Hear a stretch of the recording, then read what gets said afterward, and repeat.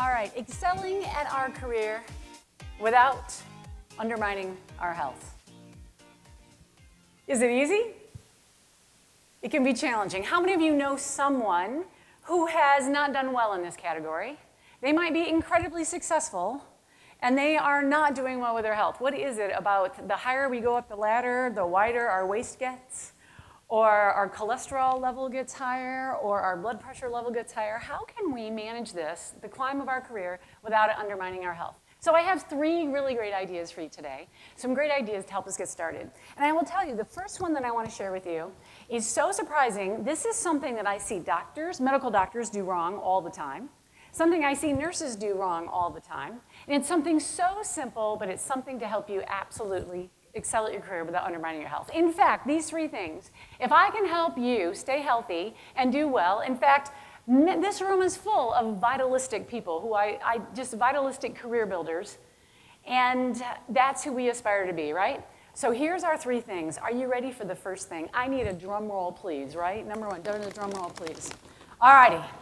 Our drum roll, please. Our first thing that I'll tell you right out of the gate, I'll tell you that people do, is that vitalistic leaders, and that's what I'll call these people, they hydrate starting the first moment they get up in the morning. I mean the first thing. Now, what is usually the first thing most people drink first thing in the morning? What is it? Coffee. Now, I know my husband would love to tell me, Zonya, but there is water in coffee. I know. He goes, I've seen it go through the dripper. But what else is in coffee? Caffeine. And caffeine is a diuretic. And when we drink 1 cup of coffee, we pee a cup and a quarter. That is how it goes. Now, did you know that when you wake up in the morning, did you know that you're a little bit dehydrated when you wake up? Did you know that? You are a little bit dehydrated when you wake up. And how do we know that? One thing is when you go to weigh yourself, are you lighter first thing in the morning? Is that because you're really skinnier first thing in the morning? No, you are not. But you are dehydrated first thing in the morning, right out of the get-go. 8 hours of sleep, you definitely are. So what we need to do is we need to hydrate absolutely out of the get-go first thing. In fact, I get in the shower and I just open up and drink a bunch of water and get some water in there. Whatever it takes for you to get water in there. I always go to bed with a bottle of water beside my bed so that I can be drinking water all the time that I'm getting ready in the morning. So I down a bottle of water before I emerge to go to the kitchen. So I would encourage you to do this, to hydrate first thing when you get up. There are so many benefits to hydration, and we know this, but we've got to start first thing in the morning, because if you start with coffee, and you drink that, and then you get busy with your day, and then you have lunch, and what do most people have with lunch? They drink sweet tea, Diet Coke, some sort of soda, yeah. And now they've had a little more caffeine, and by 2 in the afternoon, they have this headache. And they're like, man, this job is so stressful. But wait a second, have they drank any hydrating beverage whatsoever? None whatsoever. They've had no hydrating beverage at all. And so, but they've had a lot of beverages, and they have no idea. I see so many people make this mistake. And I see human bodies adapt to it very well. They adapt to this lower level of hydration, and so they're mildly underhydrated all the time. And they do great, except they get sinus infections about once or twice a year. Oh, that's just normal. Oh, they catch the flu. Oh, they get colds. Their body, their mucous membranes are not properly hydrated, so they're not able to really fight off. Everybody in the office, nobody else gets a cold, but you're the one that always catches one. Hydrating properly first thing in the morning is a big deal. Take a look at this. Studies have shown that 75% of Americans are chronically dehydrated, or we can use the word underhydrated as well. And 75%, now that's not surprising now that we know what we just discussed, right? Because they drink coffee first thing in the morning. We understand how it goes. And so you think, all right, what next? Lack of water is the #1 trigger of daytime fatigue. It is so totally is. And we're like tired all the time. And we're like, what are we going to do? I'll drink another cup of coffee for that. No, water is amazing what it will do for you first thing in the morning. And a mere 2% drop in body water can trigger fuzzy short-term memory. Isn't that something? Fuzzy short-term memory. We know this with pilots, and people who hire pilots, part of the training is they have to drink water. They have to drink water, X amount of water all the time, every hour in flight. Because do you want your pilot going, is it that button or that button? I can't remember. And how many times do we have that kind of short-term memory lapse going on? We don't want that either, so definitely make that happen. All right, how many of y'all like a little caffeine? All right, I do too. I don't drink coffee, but I do like a little cup of tea here and there.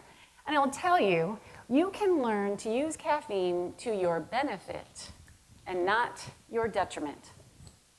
Want to learn? This is what vitalistic leaders do. They learn how to use caffeine to their benefit and not their detriment. Number one, they drink water first thing in the morning, right? But number two, they will enjoy caffeine in moderation, yes. Us Americans, we have a problem with the M word. Marriage and moderation. Yeah. Interestingly, what is moderation to you? You know, the big, tall coffees. Remember, coffee used to be, you know, a 6-ounce cup, and now what is it? Oh my goodness, 32 ounces of coffee. We really, really need to get a handle on our coffee.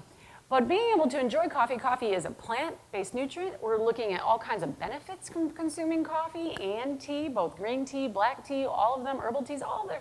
There's a wonderful benefit from consuming coffee and tea. So I don't really see a reason we have to give it up. But we do have to know how to do caffeine in moderation. And the biggest thing for you is to learn to not be riding on so much caffeine. And number two, the number big thing is to always end caffeine by 3 or 4 p.m. Or should I just say have a caffeine cutoff time? Whatever your cutoff time might be.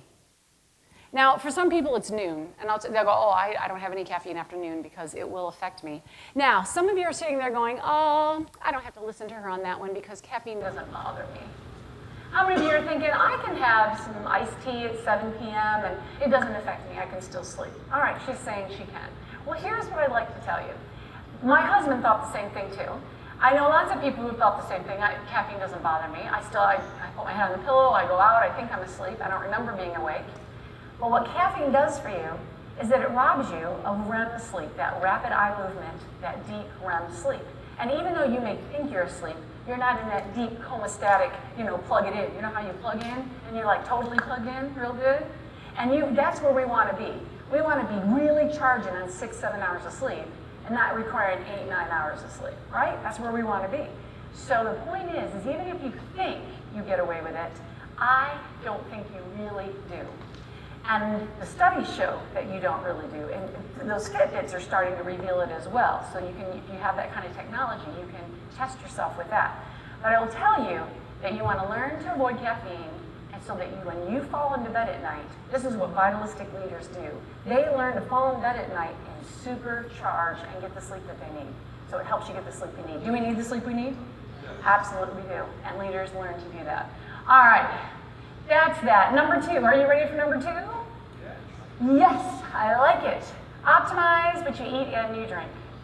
Now, we could go on for hours. In fact, I went on for hours yesterday about this. How to optimize your eat and your drink. But I want you to know that one of the big consumers, here's a tip for you. Number 1, did you know that consuming beans 4 times a week reduces your risk of heart disease by 19%? Did you know that? Cool beans. That's what I say. The next time you have a salad and you put croutons on that salad, well, why not put some garbanzo beans on that salad instead? Because I'll tell you, beans are like little cholesterol sponges. They go through your body and it soaks up cholesterol and then you poop it out. Beans are amazing, and it's amazing. This is over 19 years worth of data where they have found this out, that whether it's pinto beans, lima beans, kidney beans, lentils, all these beans are fabulous fuel. So unless you're allergic to them, unless you have some other reason you cannot consume them, I will tell you beans are amazing. So I encourage you to do that. Another quickie, consuming nuts daily reduces your risk of death from heart disease by 29%. What do you think? Is it true? It's true. And nuts are amazing. Wouldn't you love to have a handful of almonds or cashews instead of potato chips? I mean, yeah. Like, it's really not that bad of a trade-off, is it? I could do that.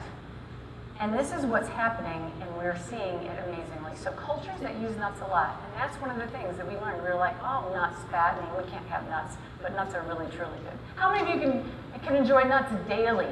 Daily. Yeah. Unless you have an allergy or you can't have nuts for whatever reason, nuts are fabulous. So a wonderful fuel.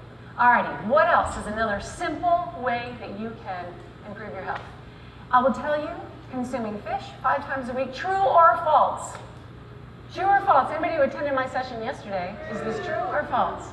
Is it true? Man, you guys were not listening yesterday. It's 40%. See, I thought I'd test you and see. 40% reduced risk of heart disease by consuming fish 4 times a week. Oh, really? And you think, well, that's a lot of fish. 4 nights out of 7? But remember, there are 7 lunches, 7 dinners in a week. So out of 14 lunches and dinners, could you find 5 times to have fish?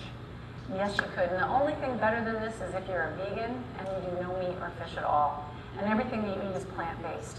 The studies are very definitive that a plant-based diet is incredibly healthy for you. So I eat plant-based a lot, but I'm not a committed vegan.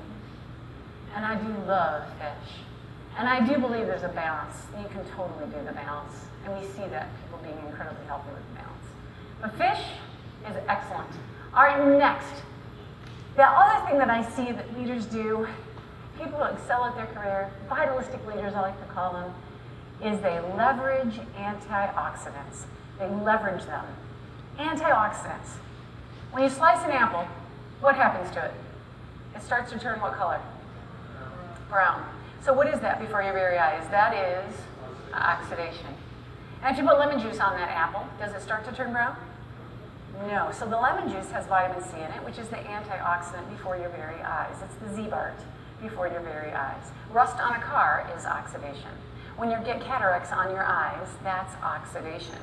People who have a lot of antioxidants in their bloodstream and in their fluids of their body have less oxidation.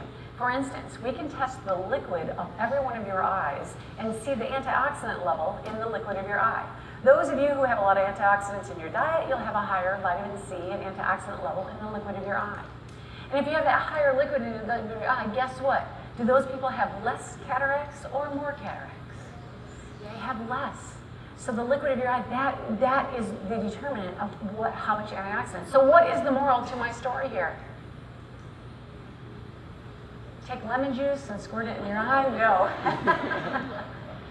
And for those of you who couldn't visualize that apple, I even did a picture for you. That is the difference. Oxidation before your very eyes. This is the prevalence for cancer in the body, heart disease in the body. It's not just the level of cholesterol level you have, it's whether that cholesterol level oxidizes with the artery wall. That's how it works. So what we want to do is make that happen. So leveraging antioxidants, how do we do it? We need to have lots of fruits and vegetables in our diet. And it goes with pairs side by side with fiber. We need to make sure we have a lot of fiber in our diet. And I would love to tell you exactly and show you something so that you will not soon forget it. Remember, I like to make nutrition exciting and fun. And you know, I love to be able to teach things, some amazing things. And I need 2 volunteers to come on up here to help me with this next demonstration. Let's see. Andres, where are you, Andres? You would make a great volunteer, I've been told. So you, sir, come on up here. I need you. Come on up, Andres. And then who's the other person? How about Emily? I've been told would be an excellent volunteer. Where are you, Emily? Woohoo! I don't know who, but let's give these 2 a big round of applause. Come on up. I understand. Come on up here. I understand you are both at school here. Doctor of Chiropractic. Soon to be. Love it. Awesome. All right. Everybody say, yo, Emily. Yo, yo Andres. Yo, Andres. Woohoo! All right, you two. So what I'm going to do here is I want you to know that I want to have good visuals here, right? And so what I do is I actually have an actual human gastrointestinal tract that we can spread out across the room so that we can see how far food actually travels. Now, how far is it? When food goes in here and comes out about here, how far is that food has to travel? Do you know how far it is? No. First year school, is it? Second year? No. You'll learn that your senior year. No. When it's all spread, it's like 15 feet. Oh, she's getting close. It is 20 to 24 feet long. I've been told you two would be really good volunteers for this, so tell you what, I don't want to touch this thing, but here, we'll let you put some gloves on, and while you're doing that, you know, and it's kind of stinky, you know, so, you know, we won't want to get anything on you, so here, we'll just get you all nice and dolled up, and let's see, how are we doing here? Let's just get this all set. And, okay, doggies, we're ready. Are we ready? Ready. Remember, I've been traveling. It's been a couple days. The ice is melted. I hope this doesn't smell bad or anything. Are we ready?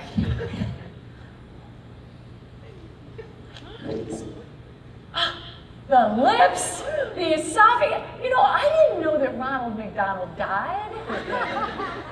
Well, it was bound to happen, you know.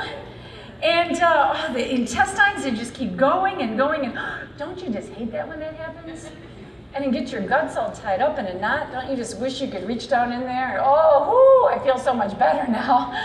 Tell you what, Emily, let's give you this end. And tell you what, you can go that way. You may have to even jump off the stage. These are so long. And Andreas, what end do we have for you?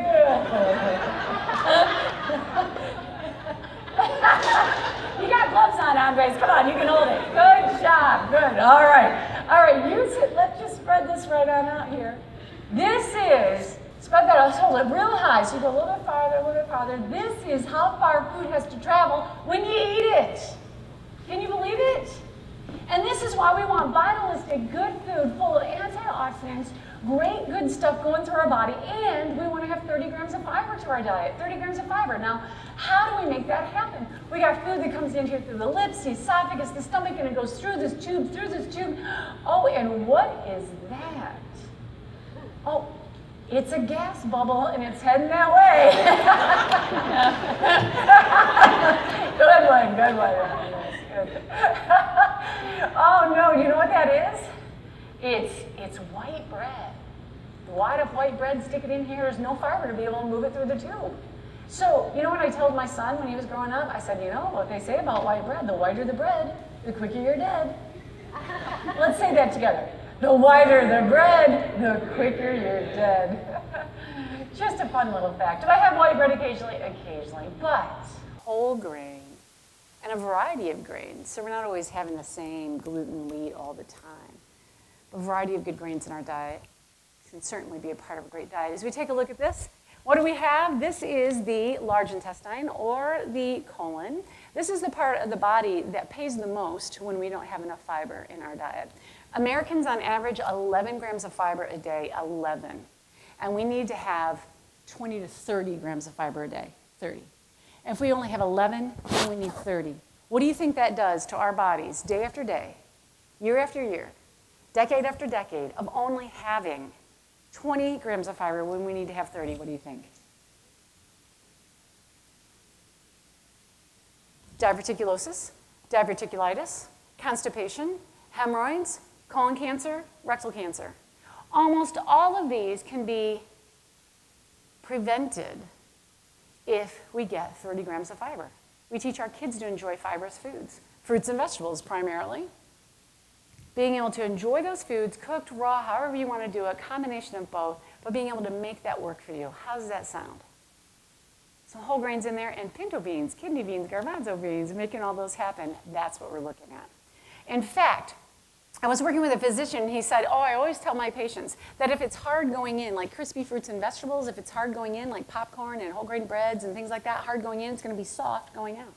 And if it's soft going in, like white bread, hamburgers, French fries, soft going in, it's going to be hard going out.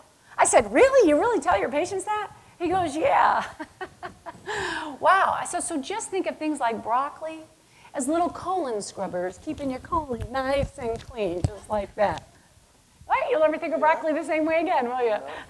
Little bowel broom, giving things like that. So the idea, so do you got the idea? 30 grams of fiber. How many of you are ready to learn how to get 30 grams of fiber? You ready to do that? I love it. Can we give these two a big round of applause, please? Woohoo! Emily, she kissed her in. Are you going to? I don't think so. Oh, yeah. All right, let's get that back on ice. Do you think these two deserve to win something pretty cool? What do you think? I think so, too. I think what we have here is my 2-hour special that aired on public television. In case you missed it, you can now watch it on public television over and over with you and your families. So there you go. Thank you so much. Good job. By the way, you can see now that I was only kidding about the GI tract, right? And did they do that at University of Michigan? No, they would not know. We have reverence for cadavers, and who knows that all so well? But Life University, you'd have reverence. We're just having fun. We had fun. Thank you so much for having fun with me. Thank you so much. Thanks. All the best to you in your chiropractic careers as you excel at your career without undermining your health. I know you'll do great. As we proceed, what did I say? How do we get that 30 grams? What did I say again? How do we get it? Really? 3 fruits a day is a great way to go. 3 vegetables a day and 4 whole grains. Or if you're a person that likes to have less grains and more vegetables, great. You can eat more vegetables than that. I eat anywhere from 11 to 13 servings of fruits and vegetables a day. It's very easy to do, starting with breakfast. Have tons of vegetables in your eggs instead of toast. Trade that out, and you'll be getting even more nutrition, and you'll be getting even more fiber and more antioxidants. Even though whole grain toast can have some excellent antioxidants and good food, what we have is vegetables are even better. So one thing we need to do in America is not let grains offset vegetables, because we eat way more grains than we should vegetables, and we really have that out in reverse. So start vegetables starting first thing in the morning, and start making fruits a big part of your life, big part. I have my brother-in-law. So it's my husband's brother. He's an engineer, he's a single dad, 3 kids, and he's into eating healthy, but he has to be simple, And he says, Zon, he goes, I eat an apple, banana, and an orange every single day. Apple, banana, orange every single day. Is that okay? I'm like, that's great. He goes, I know I shop for them, I buy them, I take them to work with me, I know exactly when I'm going to eat them each and every day, and it happens. It'd be the same question if you got up every single morning at 5:30 and was at the gym by 6, and you did that every single morning. Would that be good? Yeah, that would be good. And it's good to eat an apple, banana, and an orange every single day. You know what I'm saying? There's good routine to get into. And he goes, now I will trade it up for strawberries once in a while. I will trade it up, once in a while, but I got to have my routine. Because he goes, I'm not a creative shopper, and I'm not a creative cooker, and I'm not a creative, packer. I say, keep doing what you're doing. That's really, really good. And we'll change it up when we can change it up. So having good habits and systems in place, make it simple, make it work for you. So there's ideas. Got some ideas? Will you do at least one of these things so far? I like it. And you're reducing your risk of colon cancer, prostate cancer, breast cancer, all of these things by doing these small, simple things that most people don't take the time. They let their career interfere time-wise, and don't let that do that. Can you eat too much fiber? Here's the question. Can you? What do you think? Can you? Well, as long as this doesn't happen to you, you're not eating too much fiber. Oh, just kidding. Just kidding. In fact, this right here, he says, sometimes I feel that I have the worst job in the world.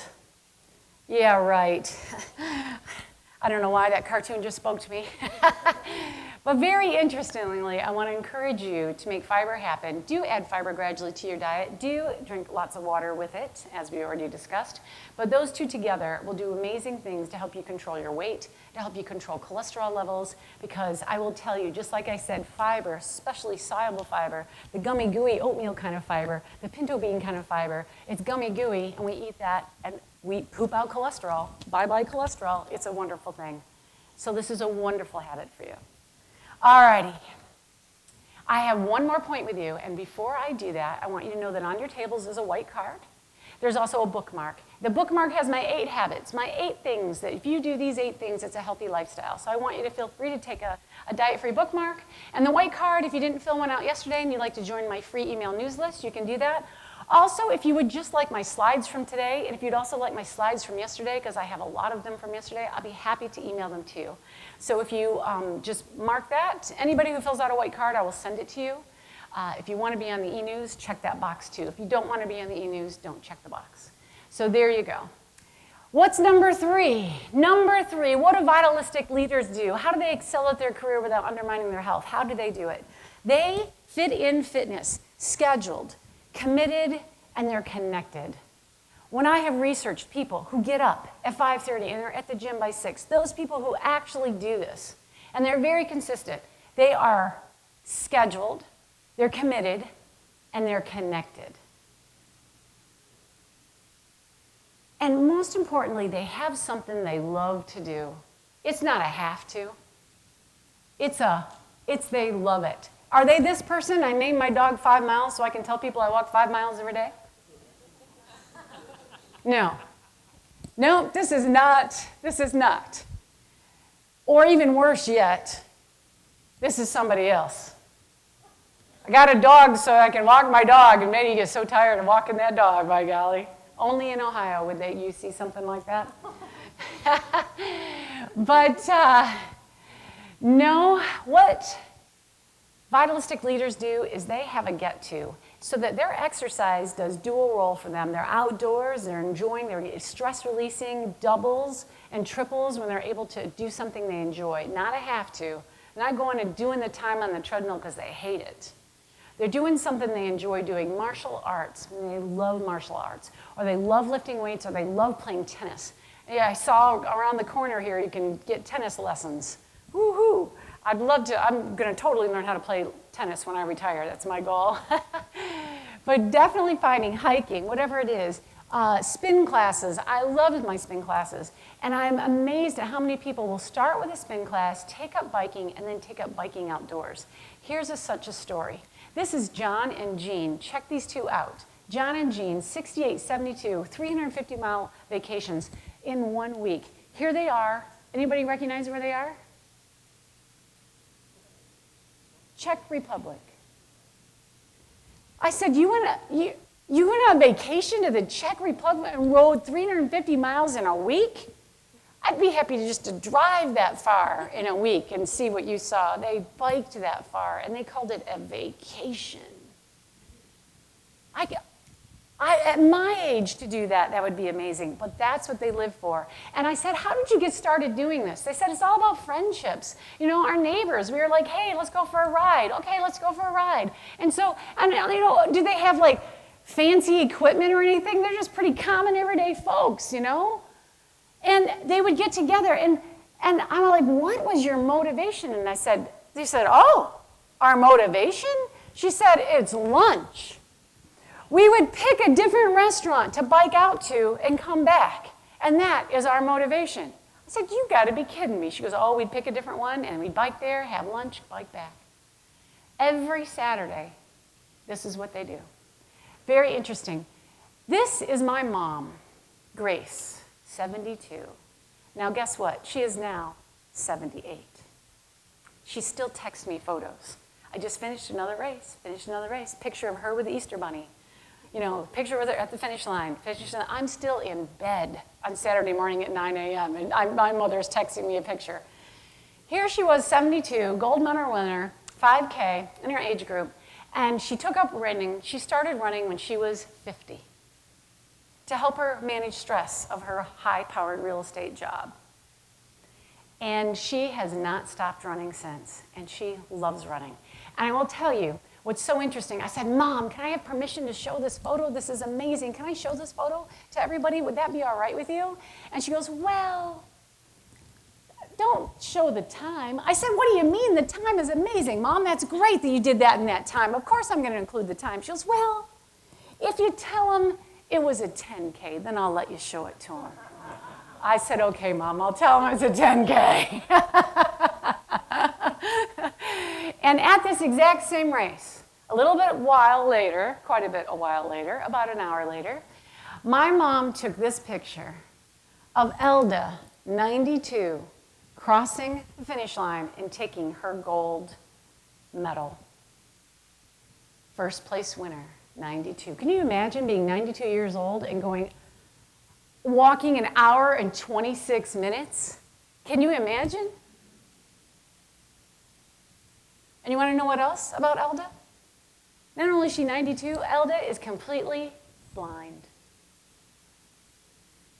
So what's her excuse for not joining a race? I encourage you to say yes to your race. I encourage you, be one of these amazing superstars that have managed their careers well, done well, with Vitalistic. I have enjoyed my time with you so much, everybody. All my best to you as you excel at your career, serving others, but serving yourself and being well. Thank you so much, everybody. Woohoo!